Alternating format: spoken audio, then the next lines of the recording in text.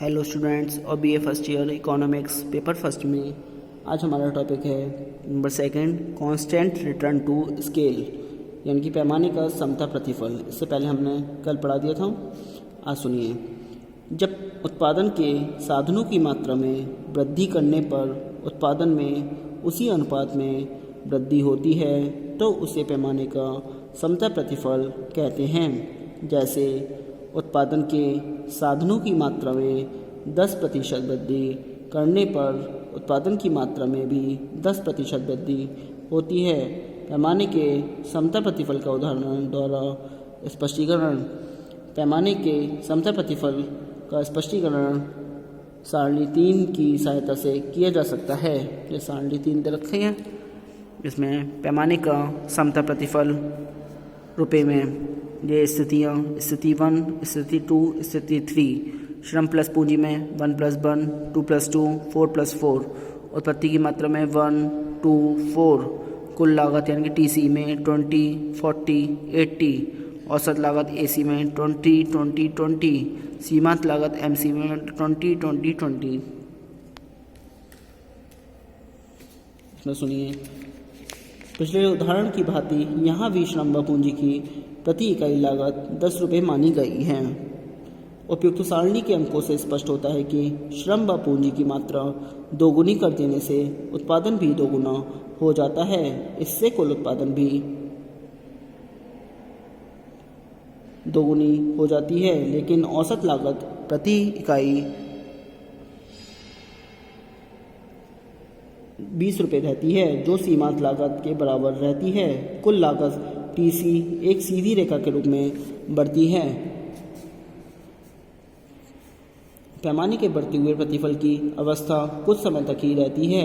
उसके बाद फर्म को समता प्रतिफल मिलने लगता है। उत्पादन पैमाने से संबंध समता प्रतिफल अवस्था के कार्यशील हो जाने का प्रमुख कारण यह है कि एक निश्चित बिंदु के उपरांत आंतरिक व बाह्य बस्तों का प्रभाव बढ़ती हुई आंतरिक व बाह्य अमितव्यताओं से निष्प्रभावित हो जाता है।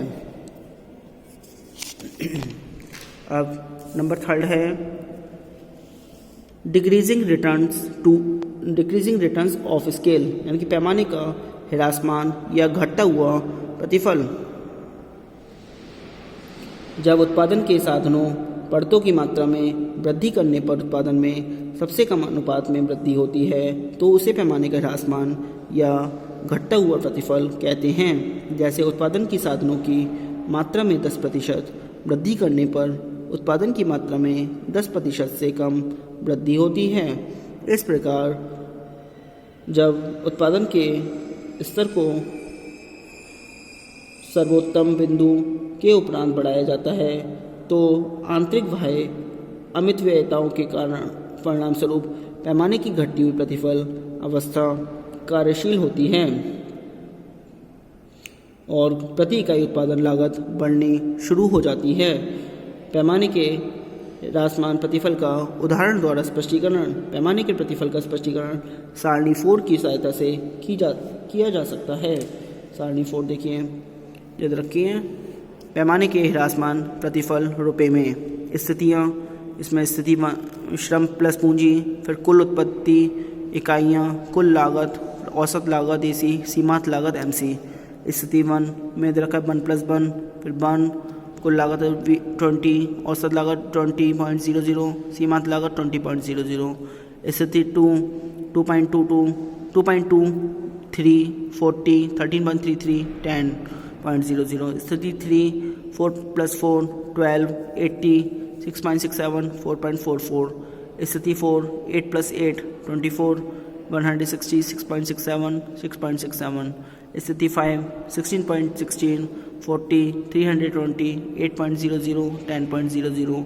स्थिति 6 32 + 32 50, 640, 12.80, 32.00। यहाँ भी श्रम और पूंजी की प्रति इकाई कीमत 10 रुपये मानी गई है। जिस बिंदु से पैमाने का ह्रासमान प्रतिफल प्रारंभ होता है उस पर सीमांत लागत एमसी और औसत लागत एसी बराबर होती हैं। उपयुक्त सारणी में यह बिंदु उस जगह पर है जहां औसत लागत और सीमांत लागत 6.67 है।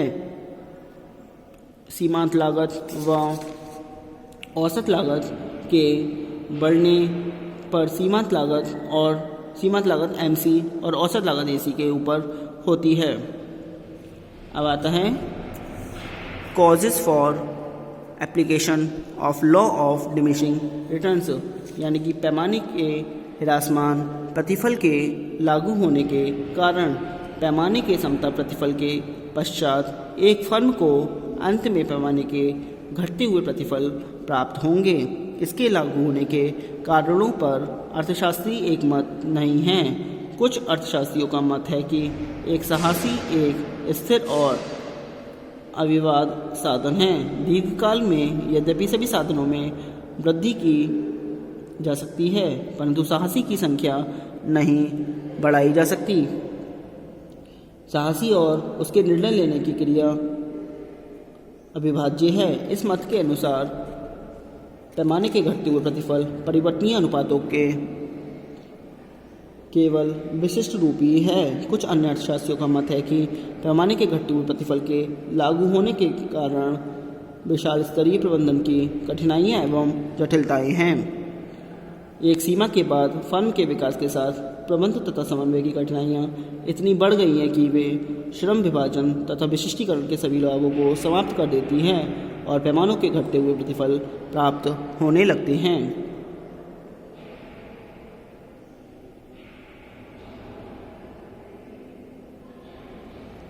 अब आता है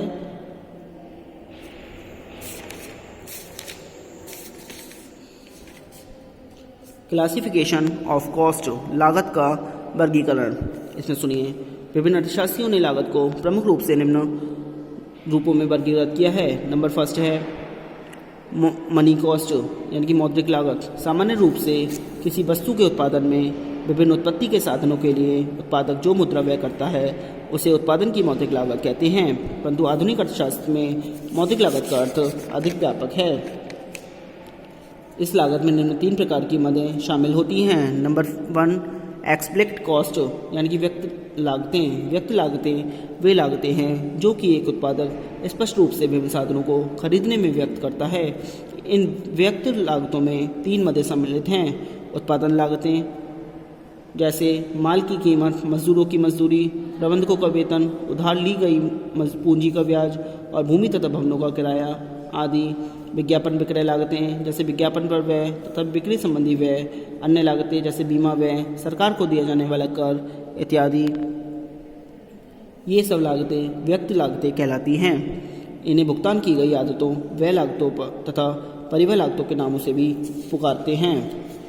नंबर 2 इम्प्लिक्ट कॉस्ट, अव्यक्त लागतें। इसके अंतर्गत इन साधनों की कीमत शामिल होती है जिन पर उत्पादक या साहसी व्यय तो करता है पर प्रत्यक्ष रूप से उनकी कीमतें नहीं चुकाता।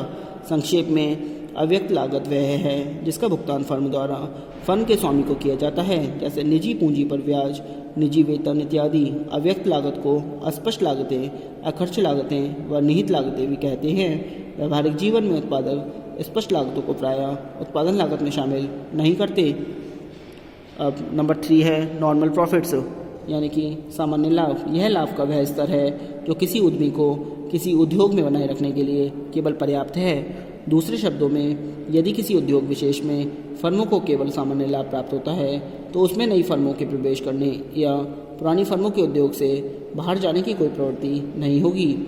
इस प्रकार अर्थशास्त्र में मौद्रिक लागत के अंतर्गत व्यक्त लागतें, अव्यक्त लागतें और सामान्य लाभ तीनों सम्मिलित किए जाते हैं, परंतु व्यवहार में उत्पादक या अकाउंटेंट लेखा तैयार करते समय मौद्रिक लागत में केवल व्यक्त लागतें ही जोड़ते हैं। इसलिए अर्थशास्त्री की मौद्रिक लागत और अकाउंटेंट की मौद्रिक लागत में अंतर पाया जाता है। अब नंबर 2 रियल कॉस्ट, यानी कि वास्तविक लागत।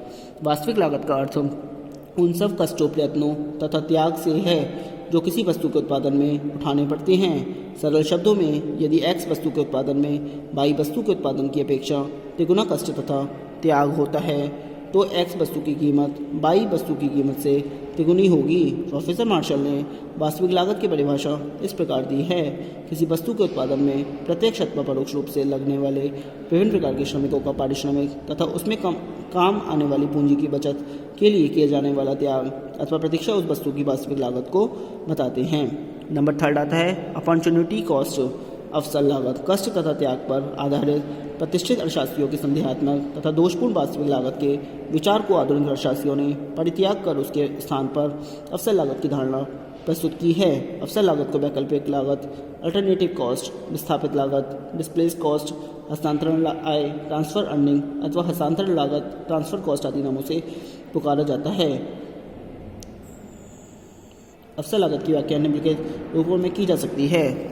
अब नंबर 1 है opportunity cost in terms of real cost, यानी कि वास्तविक लागत के रूप में अवसर लागत। इसमें सुनिए, अवसर लागत की धारणा इस तथ्य पर आधारित है कि उत्पत्ति के साधन सीमित और बहुप्रयोगात्मक होते हैं। चूँकि प्रत्येक साधन सीमित है, इसलिए उसको सभी प्रयोगों में पूर्ण रूप